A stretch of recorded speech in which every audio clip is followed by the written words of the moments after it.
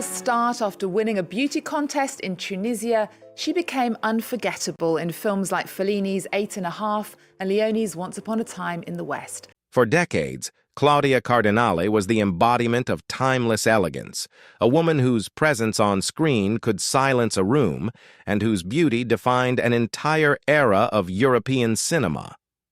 From The Leopard to 812, her performances didn't just capture the imagination of audiences, they immortalized her as one of the greatest actresses of all time. But now, as the world mourns her passing, a new story is emerging, one that reveals the staggering fortune she quietly built over her lifetime, and the surprising legacy she leaves behind. Cardinale's death sent shockwaves through the film industry. Fans around the globe have been revisiting her classic films, rediscovering the magnetic charm that made her a cinematic icon. Yet what few people realized was that behind the glamour and the fame, Claudia was also a remarkably shrewd woman, one who carefully protected her wealth, made wise investments, and quietly amassed a fortune that would make even modern stars envious. Those close to her describe a woman who lived modestly despite her success, preferring art, culture, and family over lavish extravagance. But as legal documents begin to surface and estate experts start calculating the numbers, the world is discovering just how vast her net worth truly was. From luxury real estate across Europe to royalties from her legendary film catalog, her financial empire was far larger than anyone ever imagined. Now, as her family prepares to honor her memory, the world is taking a closer look inside the fortune of one of cinema's most unforgettable legends. And what she chose to do with it might long before the world came to know her as the radiant star of European cinema. Claudia Cardinale's journey began far from the glitter of Hollywood or the grandeur of Rome. Born in Tunis in 1938 to Sicilian parents, she grew up speaking French and Arabic, never imagining she would one day become one of the most recognizable faces in film history. Her path to fame was almost accidental, and that twist of fate would set her on a trajectory that changed her life forever. As a teenager, Claudia had no aspirations of becoming an actress. In fact, she wanted to be a teacher. But everything changed when she unexpectedly won a beauty contest. The most beautiful Italian girl in Tunisia. The prize wasn't money or luxury. It was a trip to Italy to attend the Venice Film Festival. That single journey would alter the course of her destiny. In Venice, her striking beauty captured the attention of film producers and directors who immediately recognized her star potential. Offers poured in, and despite her initial hesitation, Claudia eventually accepted her first film role. By the early 1960s, she had become the symbol of Italian cinema's golden age. With films like Rocco and His Brothers, The Leopard, and Federico Fellini's 812, Cardinale established herself not only as a stunning screen presence, but as a serious actress capable of commanding international attention. Her allure transcended borders. French directors adored her, American studios wanted her, and audiences everywhere were captivated by her grace and strength. But while her beauty made headlines, it was her intelligence that built her empire. Unlike many actresses of her time, Claudia was meticulous about her contracts and fiercely protective of her financial independence. She refused to be exploited by studios or typecast into roles that diminished her. When Hollywood came calling, she negotiated on her own terms, and she made sure her paychecks reflected her value. Throughout the 1960s and 1970s, Cardinale became one of Europe's highest-paid actresses. Yet she remained careful with her money. She invested in art, property, and long-term royalties rather than spending lavishly. Her ability to balance artistry with business sense set her apart from many of her contemporaries, who often struggled financially after fame faded. Friends recall that even at the height of her success, Claudia preferred simplicity. She often wore minimal jewelry, lived quietly, and spent much of her time reading, painting, or helping young filmmakers. She didn't flaunt her wealth, she grew it. She owned multiple apartments across Rome, Paris, and Tunis, each chosen not for show but for value. Over time, those properties appreciated significantly, becoming the foundation of her later fortune. Behind her serene demeanor was a woman of strength, one who overcame early personal struggles, including a difficult childhood and the challenges of navigating fame in a male-dominated industry. Her resilience became her greatest asset, both emotionally and financially. By the time she reached her later years, Claudia Cardinale had already secured her legacy, not just as an actress, but as a woman who mastered the art of living beautifully and wisely. And as the details of her estate continue to emerge, it's becoming clear that her quiet brilliance extended far beyond the silver screen, a prize everyone. While Claudia Cardinale's fame was built on her acting, her fortune was sustained by something far more calculated, a quiet, deliberate approach to building a lasting empire. Unlike many stars of her generation who enjoyed the glamour of fame but struggled to manage their finances, Cardinale treated her career like a business. Every film contract, real estate purchase, and financial partnership was guided by the same principle: independence first. By the 1970s, when many European actresses began to fade from the spotlight, Claudia had already diversified her wealth.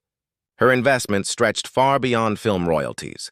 She owned prime properties in Rome's Trastevere district, an elegant apartment in Paris near the Seine, and a secluded villa in Tunis, each purchased long before these locations became the luxury destinations they are today.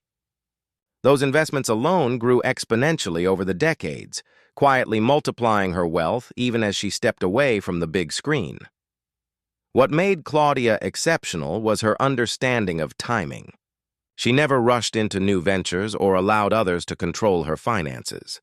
Friends close to her recall that she preferred simplicity in her personal life: small dinner gatherings, time with her children, and moments of solitude in her art-filled homes. Yet beneath that modest lifestyle was an incredibly organized portfolio, managed with precision and care. Claudia's film royalties were another source of steady income. Her roles in masterpieces like The Leopard, 812, and Once Upon a Time in the West remain in global circulation, generating profits from streaming rights, film festivals, and retrospectives. Industry insiders estimate that even in her later years, Cardinale earned substantial annual income simply from the continued popularity of her classics. She also made wise business decisions regarding her image. Cardinale retained control over her likeness and licensing rights, a rare move at the time, ensuring that any commercial use of her image would financially benefit her estate. As vintage cinema and nostalgic branding became popular again in the 2000s, her timeless photographs began appearing in luxury fashion campaigns, art books, and exhibitions, each deal adding more value to her net worth. Despite her vast fortune, Cardinale was not known for ostentation. She rarely appeared in the gossip columns, avoided extravagant purchases, and preferred a life centered around art and family. Her longtime friend once described her as a woman who could live like a queen but chose to live like a poet. That humility, coupled with discipline, allowed her wealth to grow quietly for decades. In her later years, Claudia also became a respected voice for women's rights and the preservation of European cinema. She worked with UNESCO and other organizations to promote film restoration and education for young artists. These causes were deeply personal to her, and she reportedly allocated a portion of her wealth to ensure that future generations could access opportunities she had to fight for.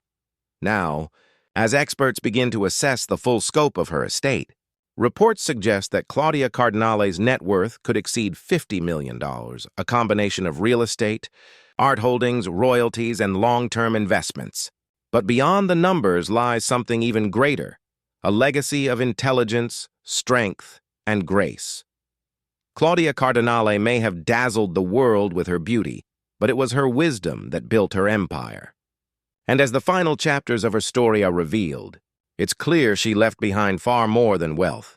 She left behind a masterclass in how to live with purpose, independence, and enduring grace. As news of Claudia Cardinale's passing spread, tributes began pouring in from every corner of the world.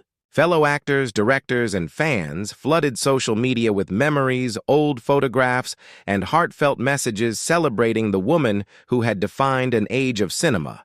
But behind the tears and nostalgia lies a deeper realization. that Claudia's impact was not confined to the screen. Her true legacy was in how she lived, loved, and prepared for what would remain after her. In her final years, Cardinale lived quietly between Rome and Paris, rarely making public appearances except for events that honored her or the causes she cherished.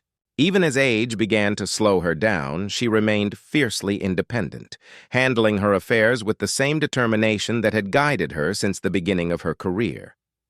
Those who knew her describe her final months as peaceful but purposeful. She knew her time was nearing, and she wanted to ensure her life's work was preserved the way she intended. Reports indicate that much of her estate has been divided among her family and a select number of cultural foundations. She made sure her children, Claudia Jr. and Patrick, were well taken care of, but she also allocated a significant portion of her wealth toward arts education and film preservation. It was her wish, according to those close to her, that her fortune would continue to inspire creation, not consumption.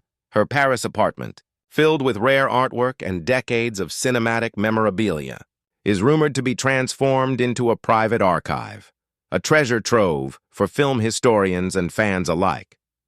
But what truly set Claudia apart was her refusal to let fame define her worth. In interviews, she often spoke about how she valued personal freedom more than wealth. "Money comes and goes," she once said, "but integrity stays with you forever."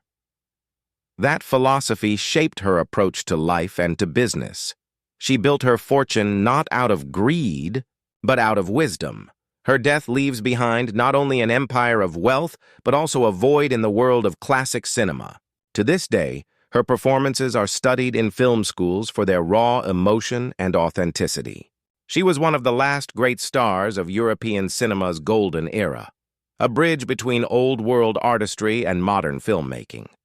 Across Italy and France, public tributes were held in her honor.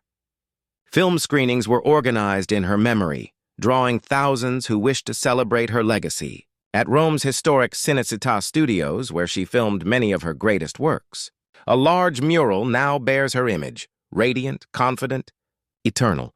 Her family has chosen to keep many details private, reflecting her lifelong preference for dignity over drama. But what the world can see is clear. Claudia Cardinale didn't just leave behind a staggering fortune. She left behind a lesson in grace, in strength, and in how to live a life that is both glamorous and grounded. Today, her name stands beside the greatest legends of cinema, and while her voice may no longer echo across film sets, her spirit endures. In every frame of her movies, in every life she touched, and in every act of generosity that her legacy will continue to inspire. Claudia Cardinale's story ends not in tragedy, but in triumph. A final curtain call for a woman who lived beautifully, loved deeply, and left behind a world forever changed by her light.